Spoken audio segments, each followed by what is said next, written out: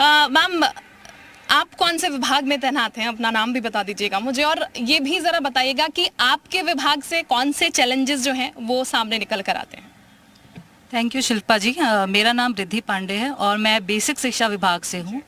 तो जब बेसिक शिक्षा की बात आती है तो काफ़ी चैलेंजिंग है कानपुर देहात भी, क्योंकि जैसे हम सभी जानते हैं जो शिक्षा है और स्वास्थ्य है ये सबसे महत्वपूर्ण कड़ी है हमारे जो सर्वांगीण विकास के लिए, समाज के विकास के लिए सबसे महत्वपूर्ण है। ऐसे में कहीं ना कहीं काफ़ी चैलेंजेस रहे कानपुर देहात में भी, जहां पर आपको दिखेगा कि मैक्सिमम जो पॉपुलेशन है इतनी पढ़ी लिखी नहीं है। तो उनको जागरूक करना, बच्चों को सिर्फ विद्यालय भेजने तक सीमित नहीं रखना है, उनको जागरूक भी करना है, उनके परिवारों को वैल्यू ऑफ एजुकेशन बताना है।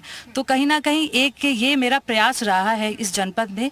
लेकिन एक बात और कहना चाहूँगी, जैसे मैं अपने परिवार में 2 बहनें हैं, तो हमारे माँ बाप को बहुत गर्व है बेटियों पर, और साथ ही उनका हमेशा सपोर्ट सिस्टम रहा है। लेकिन कहीं ना कहीं हम महिला अधिकारियों के लिए ये भी चैलेंज होता है कि जब वो डिस्ट्रिक्ट में जाती हैं, फील्ड पे जाती हैं, तो उन्हें ये रहता है कि क्या उन्हें वहाँ पर अपने उच्च अधिकारियों से क्या वो सपोर्ट सिस्टम या इन्वायरमेंट मिल पाएगा कि नहीं मिल पाएगा। कितने चैलेंजेस होते हैं हर जनपद में, जैसे आप देख रहे हैं।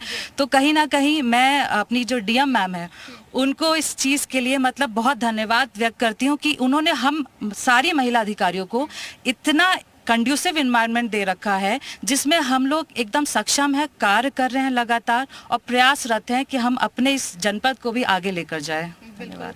तो जैसा कि मैंने पहले भी कहा था, टैबू जो है वो टूट रहा है और डीएम नेहा जान मैम जो है वो इस टैबू को तोड़ रही हैं कि महिलाएं जो हैं वो एक साथ काम नहीं कर सकती। क्योंकि अक्सर कहा जाता है जब महिलाएं काम कर रही होती हैं, ये कहावत है, हालांकि सच्चाई इसमें इतनी नहीं है क्योंकि वो सच्चाई यहाँ पर झलक रही है।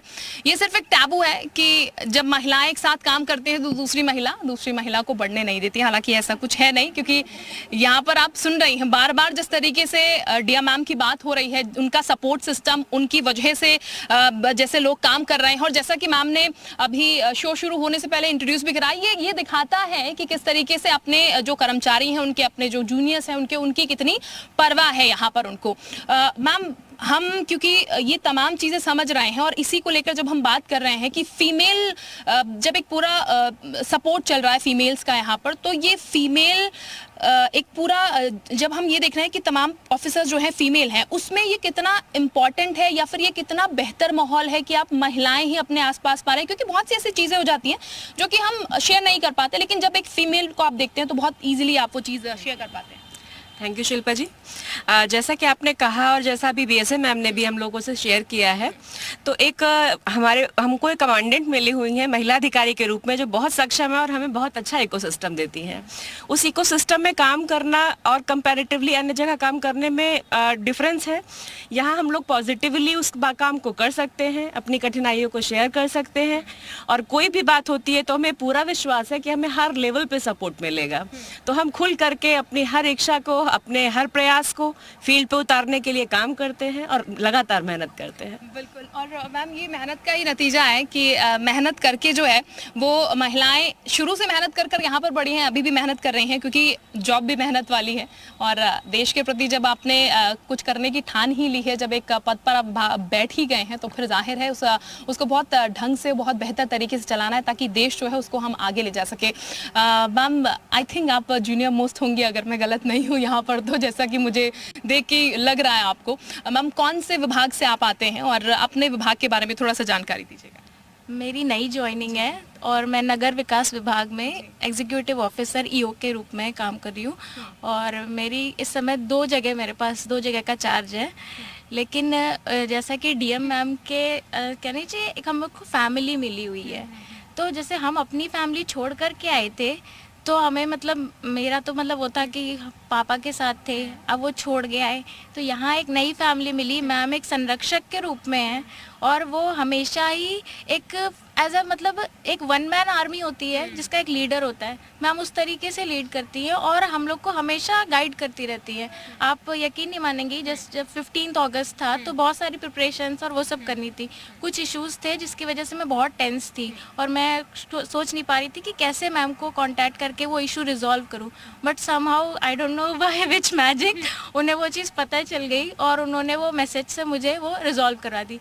तब मतलब वो चीज़ लगी कि हाँ, यहाँ अभी सपोर्ट सिस्टम हम लोग का काफ़ी मजबूत है कि हाँ, हमें हमारी एसडीएम मैम रहती हैं, सीओ मैम रहती हैं, सारे मतलब सारे महिला अधिकारी का सपोर्ट रहता है, तो हम लोग आसानी से वो चीज़ें शेयर कर लेते हैं। वो शायद अगर मेन डोमिनेटेड सिस्टम होता तो शायद हाँ उतना हम नहीं कर पाते। तो लेकिन इस चीज़ के लिए I am very fortunate enough कि मुझे यहाँ पोस्टिंग मिली है और डीएम मैम का सपोर्ट रहता है, सब मैम का रहता है, मतलब इवन अदर डिपार्टमेंट से भी, मतलब जैसे मैम है आराम से बात होती है और मैम बहुत ही इजीली उन चीज़ों को रिजॉल्व करने में हम लोग की हेल्प करती हैं। बिल्कुल, यानी कि मैम मैं ये कह सकती हूँ कि आपके घर पे सिर्फ बेटा बेटी नहीं होंगे, हम श्योर यहाँ पर भी आपके बहुत सारे बच्चे हैं जिनकी आपको देख रेख करनी है और बखूबी आप देख रेख कर रही हैं उनकी यहाँ पर। मैम सर्विस में हम श्योर बहुत टाइम हो गया होगा, कौन से विभाग से आप आते हैं? और मैं आपके ही पास आ रही हूँ, कौन से विभाग से आप आते हैं आप बताइएगा। और मैं ये भी जानना चाहूँगी कि मैम, क्योंकि आपने देखा होगा पहले भी किस तरीके से ज्वाइनिंग हुई, कितनी महिलाएं पहले आती थी और आज का समय, तो अगर डिफरेंशिएट किया जाए मैम तो कितना ज़्यादा फर्क है पहले के थोड़ा समय में और अब के समय में? Thank you ma'am.